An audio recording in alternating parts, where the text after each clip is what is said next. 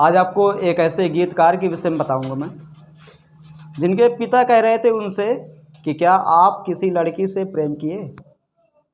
अगर आप प्रेम किसी लड़की से नहीं किए तो आप जीवन में कभी गीत नहीं लिख पाएंगे। और उनके जो गुरु थे उनको हमेशा गाली से बात करते थे, गाली देते थे। लेकिन आज पूरे भारत में या पूरी दुनिया की हम बात करें, पूरी दुनिया में वह गीतकार के इतने बड़े चर्चे हैं जिसका कोई जवाब नहीं। तो आज की इस वीडियो में हम यही जानेंगे कि कोई भी व्यक्ति कितनी मुसीबत से आगे बढ़ता है और उसके बाद जब वो सफल हो जाता है तो बहुत ही साधारण तरीके से अपना जीवन यापन करता है, गुजारता है। शुरू करते हैं। आप देख रहे हैं ये तस्वीर, ये समीर हैं और इनके पिता अनजान साहब 1970 से लेकर के 1990 के मशहूर गीतकार हैं। ये 1970 और 1990 के बीच में जितने भी अधिकांश फिल्मों में गीत आए, सुंदर सुंदर जो गीत आए, आनंद बख्शी साहब और अनजान साहब के द्वारा ही लिखे गए थे। 1990 में समीर साहब आ गए। 1990 के पहले समीर साहब आए थे 1983 में। इंसाफ मैं करूँगा ये उनकी द्वारा पहली फिल्म लिखी गई थी और इस फिल्म के ये गीत लिखे, लेकिन ये फिल्म चली नहीं, ना गीत चले ना फिल्म चली। समीर साहब काफ़ी ज़्यादा मायूस हुए। उसके बाद समीर साहब लिखे लाल दुपट्टा मलमल के गाना। तो उस समय टी सीरीज एक नई कंपनी खोली गई थी गुलशन कुमार के द्वारा। गुलशन कुमार नए थे तो वो केवल एल्बम बनाते थे, फिल्म नहीं बनाते थे। लेकिन एल्बम जब ये लिखा गया समीर साहब के द्वारा लाल दुपट्टा मलमल का, तो इसके जितने भी गाना थे काफ़ी ज़्यादा हिट थे इनके द्वारा जो गाने। और कुमार सानू, उदित नारायण और अलका याग्निक के द्वारा, अनुराधा पौडवाल के द्वारा जो गाने गाए गए काफ़ी ज़्यादा लोगों ने पसंद किया। बताया जाता है कि जब समीर साहब वाराणसी से मुंबई के लिए रवाना हुए तो मुंबई जब गए तो इनकी मुलाकात होती है इनके पिताजी अनजान साहब से। और बताते हैं समीर साहब कि मैं जब 21 साल का था तो 21 साल की उम्र में मैं केवल अपने पिता से 3 बार मिला था। केवल 3 बार ही मैं अपने पिता को देखा था कि हाँ ये मेरे पिताजी हैं। जब अनजान साहब के पास समीर साहब पहुँचे तो अनजान साहब बोले कि देखो तुम यहाँ पर क्यों आए हो? तो समीर साहब बोले कि जिस तरह आप अपना नाम पैदा किए हैं, नाम कमा रहे हैं, पैसा कमा रहे हैं, वैसे मैं भी कमाऊँगा नाम पैसा। तो उन्होंने कहा अच्छा इतना आसान है नाम पैसा सब कुछ कमाना? कहा हाँ। तो कहा अच्छा तुम ये बताओ कौन सी फिल्म के गाना लिखे? तो उन्होंने कहा मैं इंसाफ करूँगा लिखे, लेकिन नहीं चली, कोई बात नहीं। कहा अच्छा ठीक है। कहा अब एक काम करो, पैसा ले लो, घर चले जाओ।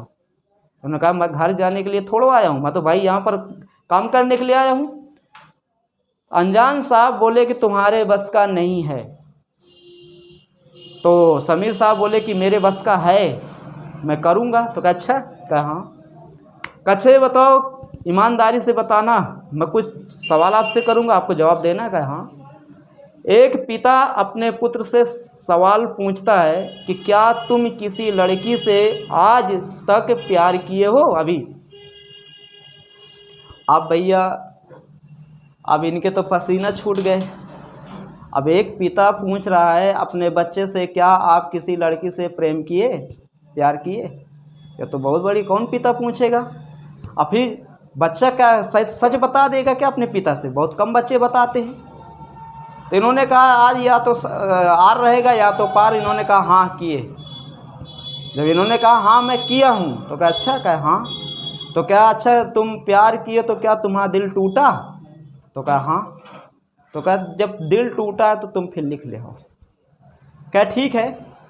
कहा अच्छा ये बताओ संघर्ष के लिए तैयार हो? कहा हाँ, क्योंकि ये माया नगरी है, मुंबई को माया नगरी कहा जाता है। वहाँ हर कोई अपनी किस्मत चमकाने के लिए पहुँचता, लेकिन हर कोई अपनी किस्मत चमका नहीं पाता। और रोड पर कहो बुढ़ा हो जाए और मर के चला जाए। तो उन्होंने कहा नहीं, हाँ मैं चमकाऊँगा अपनी किस्मत, माया नगरी में आया हूँ तो मैं संघर्ष करूँगा। तो कहा ठीक, आशीर्वाद है, करो काम। लाल दुपट्टा मलमल का एल्बम इन्होंने लिखा, हिट हुआ, एल्बम चला, कोई बात नहीं। 1990 में इनको एक एल्बम और लिखने के लिए दिया गया और वो एल्बम था आशिकी। 1990 में। तो आस्की एल्बम था, क्योंकि उस समय गुलशन कुमार केवल कैसेट बेचते थे, फिल्म बनाते नहीं थे। तो गुलशन कुमार इस एल्बम के डायरेक्टर प्रोड्यूसर दोनों थे।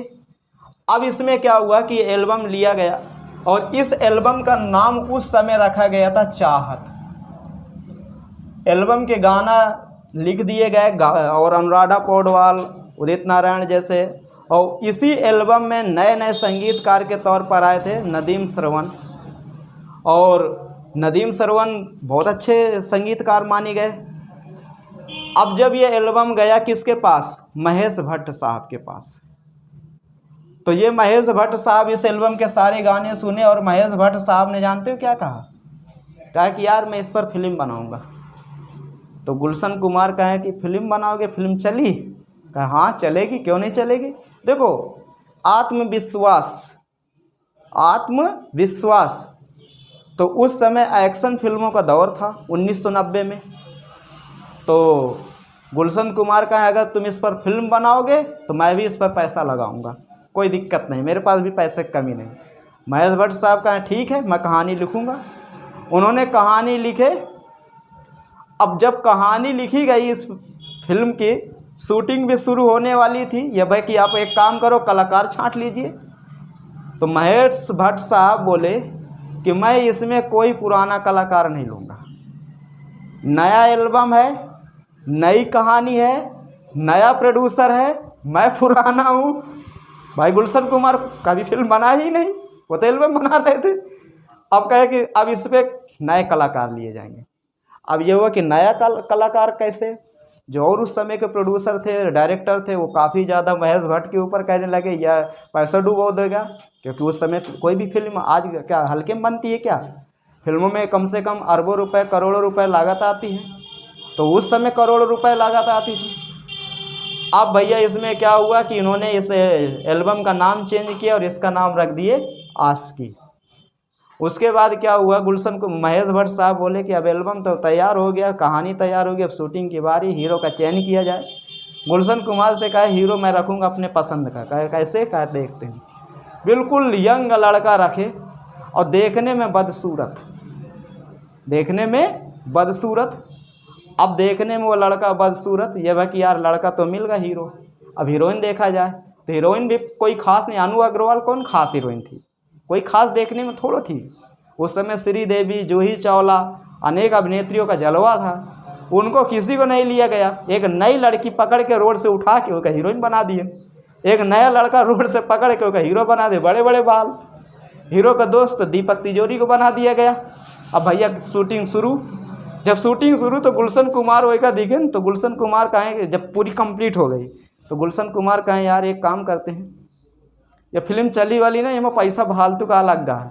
महेश भट्ट साहब से कहें कि महेश भट्ट साहब हम क्या बताइए, ये फिल्म रिलीज ना करो, गाना रिलीज कर दो, चले वालेगी नहीं। महेश भट्ट साहब कह रहे हैं तुम कहे टेंशन ले रहे हो, फिल्म चलेगी दौड़ेगी। अब उसमें क्या हुआ, कह रुको। अब देखिए जब आशिकी शुरू में रिलीज की गई थी तो ये फोटो इसमें नहीं लगाई गई थी।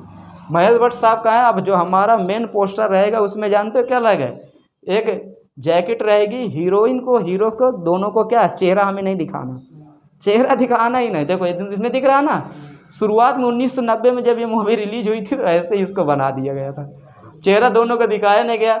लेकिन उसके पहले देखिए जितनी भी मूवी रिलीज होती थी, जितनी भी मूवी उसके पहले तो देखो बंदूक, चाकू सब दिखाते थे, घोड़ा, हाथी सब दिखाते थे, क्योंकि लोग इसको देख करके थिएटर में जाते थे मूवी देखने के लिए। गुलशन कुमार महेश भट्ट साहब से कह रहे हैं यार तुम हमका मरवा रही हो, मतलब कुछ भी यहाँ गोली बंदूक सब चीज़ तलवार दिखाने के बाद फिल्म सुपरहिट नहीं हो पाती। और तुम तो हीरो का चेहरा भी नहीं दिखा रहे, कोई का देखी क्या, सब देखी फिल्म। खैर बनी फिल्म, उस समय बताया जाता 1990 में सबसे ज़्यादा कमाई करने वाली फिल्म, लोगों ने इतना पसंद किया आशिकी को। उसके बाद समीर की चल पड़ी। 1991 में समीर ने जिगर के गाने लिखे, साजन के गाने लिखे। साजन के गाने में तो उन्हें अवार्ड भी मिलने वाला था, लेकिन साजन के गाने में अवार्ड उसमें नहीं मिल पाया। अच्छा, साजन का गाना तो बताया जाता है कि साजन का एक टाइटल सॉन्ग है, देखा है पहली बार साजन की आंखों में प्यार। एक होटल में चाय पी रहे थे, देखिए जो एक कलाकार होता है जो दिल से काम करता है, चाय पी रहे थे, चाय पीते पीते जैसे मान लो ना खटखटाने लगे, भाई कोई कहानी पर अगर वो काम कर रहे हैं तो उस पर उनका दिमाग रहेगा। तो चाय पीते पीते वही मैं देखा है पहली बार साजन की आंखों में प्यार। उसके बाद उन्होंने कहा यार ये काम करते हैं, ये गाना बनी, जो उसके संगीतकार थे कहा ये गाना बनेगा, नहीं तो गाना नहीं उसमें रखने वाले थे। बाद में जो उस फिल्म के डायरेक्टर थे उन्होंने कहा यार गाना अच्छा नहीं है, मैं इसको पैसा नहीं दूंगा।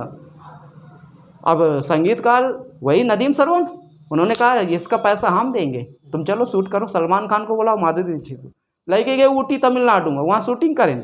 शूटिंग करने के बाद पूरी फिल्म का सबसे हिट गाना वही साबित हुआ। बाद में नदीम सरवन कहा पैसा हम ना देंगे डायरेक्टर का। डायरेक्टर का ऐसा ना करो, कहा नहीं पैसा नहीं देंगे, क्योंकि यह हम अपने रिस्क पर बनाए ना गाना। भाई तुम तो मना कर दिए थे। खैर ठीक है। उसके बाद क्या हुआ, उनकी मूवी आई दिलवाले 1994 में। दिलवाले के टोटल गाना समीर ने लिखे, क्योंकि समीर दिलवाले के गाना समीर बताते हैं कि मैं खुद एक लड़की से धोखा खाया था, तो उसको ध्यान में रख के मैं वो गाना लिखे थे और वो गाने काफ़ी ज़्यादा चले। लेकिन जो समीर के गुरु थे, समीर हमेशा कहते थे अपने गुरु से कि मुझे आशीर्वाद दो। अब देखिए ये समीर के गुरु हैं आनंद बख्शी साहब। आनंद बख्शी साहब पंजाबी हैं और अब तो नहीं इस दुनिया में, अब तो ख़त्म हो गए हैं। लेकिन आनंद बख्शी साहब भारत के मशहूर गीतकार थे। मैं इनसे बड़ा गीतकार किसी को नहीं मानता। आप ये समझिए, इन्होंने एक से बढ़कर एक गीत लिखे। अब आनंद बख्शी साहब को समीर अपना गुरु मानते थे। आनंद बख्शी के पास हमेशा फ़ोन लगाते थे, गुरुदेव आशीर्वाद तो दे दो, आशीर्वाद तो दे दो। लेकिन ये कभी आशीर्वाद नहीं देते थे, हमेशा समीर को गाली देते थे कि बेटा अभी और सुधारो, अभी और सुधारो। अच्छा देखिए, अगर कोई शिष्य अपने गुरु को कहना ले रहा है, अगर उसका गुरु कह रहा है कि नहीं अभी और सुधारने की ज़रूरत है, और सुधारने, अगर वो शिष्य उस चीज़ को सुधारते चला जाएगा तो जीवन में कभी फेल नहीं होगा। और अगर वो कह दे कि नहीं मैं चीज़ तो अच्छी बना रहा हूँ, ये मुझे बार बार टोक रहा है, ये कर रहा है, कहेगा गुरु, तो मैं गारंटी के साथ उसी जगह से उस शिष्य का क्या शुरू हो जाएगा, पतन। समीर अपने गुरु की हमेशा इज्जत किया, गाली देते थे, लेकिन उस गाली को फूल के समान समझते थे। एक दिन बताते हैं कि 1996 की बात है। 1996 में गुरु चेला दोनों की फिल्में रिलीज होती हैं। एक मूवी आई थी जान। जान के टोटल गाना आनंद बख्शी साहब लिखे थे, अजय देवगन की मूवी है। और एक मूवी 1996 में आई थी राजा हिंदुस्तानी, और राजा हिंदुस्तानी के टोटल गाने समीर ने लिखे। खैर दोनों फिल्मों के गाने उस समय सुपर डुपर हिट थे, लेकिन आनंद बख्शी साहब समीर के गाने सुन रहे थे तो उसमें एक गाना था, तेरी तिजोरी का सोना नहीं, ये दिल है हमारा खिलौना नहीं। बस ये गाना जितने टाइम सुने तो रात में 12 बजे समीर के पास फ़ोन मिलाए, और जैसे फ़ोन मिला तो उसने सीधा उठाया और कहा कि हाँ गुरुदेव बताइए। कहे तू कहता था ना कि मुझे आशीर्वाद दो, चल आज मैं तुझे आशीर्वाद दिया। तो कहे कौन किस खुशी में, मतलब अभी तक तो नहीं लेकिन कुछ समझ में नहीं। कहे तूने एक फिल्म के गाने लिखे राजा हिंदुस्तानी के। हाँ, कहे उसके गाना बहुत अच्छा लगा। तो समीर सोचा कि वो परदेसी जो गाना नहीं है, कहे वही अच्छा लगा होगा, क्योंकि वही। कहे परदेसी वाला, कहे नहीं। कहे पूछो जा रहा, कहे नहीं। तो कहे फिर कौन सा? कहे वो तेरे इश्क में नाचेंगे, तेरी तिजोरी का सोना नहीं, और दिल है हमारा खिलौना नहीं। कहे अब मैं मान गया कि तू अब खिल गया, अब तुझे रोकने वाला कोई नहीं। और सही बात है, 1996 से लेके 2005 तक में बंदे ने, आप ये समझिए कि लगभग लाइन लगा दिया फिल्म गाने लिखने में। बताया जाए तो 1983 से 2005 तक में टोटल 4000 गाने लिखे समीर ने। और 4000 गाने में मात्र 100 गाने हटा दो जो फ्लॉप हैं, बाकी 3900 गाने सुपर हिट हैं। आज भी जितने आप रेडियो में गाने सुनते हैं, जितना मोबाइल में गाने सुनते हैं, 1990 से लेकर 2005 के बीच में अधिकांश फिल्मों के गाने समीर ने ही लिखे। और समीर, आनंद मिलिंद और नदीम सरवन म्यूजिक डायरेक्टर जो थे, काफ़ी अच्छा इनका चला। बाद में वो जो नदीम सरवन थे उनके ऊपर कुछ केस वोस हो गया तो वो जेल चले गए थे। बहुत अच्छे म्यूजिक डायरेक्टर थे, भारत के बहुत अच्छे म्यूजिक डायरेक्टर। तो कहीं ना कहीं देखा जाए हमारे देश में समीर जैसे लोगों को और एक बार जन्म लेना चाहिए, सही कि नहीं? एक बार इनके जैसे लोगों को और एक बार जन्म लेना चाहिए। अब के तो गाना पता ही नहीं चलता कब आए और कब गए। जैसे बरसात में मेढक नहीं है कि जब बारिश पहली होती है तो मेढक खेतों तक में दिखाई देते हैं, और जब बारिश ख़त्म हो जाती तो वो मेढक ख़त्म। तो अब तो वैसे ही गीत आते हैं, पल भर के लिए आए और उसके बाद चले गए। लेकिन इनके द्वारा जो गीत लिखे गए वो सदाबहार नगमे कहलाए। और एक चीज़ और बता दें, अगर इतने सुंदर सुंदर गीत ना होते तो आज बहुत सारे लोग डिप्रेशन में मर जाते। कहीं ना कहीं देखा जाए जितने भी ये गीत हैं ये दवा का काम कर रहे हैं। बहुत सारे लोग अपने आप को मिटाने पर तैयार मतलब उतारू हैं, और उन गीतों के माध्यम से वो अपने आप को बचा के रखे हैं। तो ऐसे गीतकारों को समाज में या कला के क्षेत्र में बहुत ही ज़रूरत है। लेकिन अब हम लोग क्या है, इन गीतकारों को खोते जा रहे हैं। इनके पास कुछ नहीं, बहुत सारी चीज़ें हैं, सीखने की ज़रूरत है। अब नए नए गीत पता ही नहीं चलता। तो दोस्तों उम्मीद करता हूँ आपको ये जानकारी पसंद आई होगी।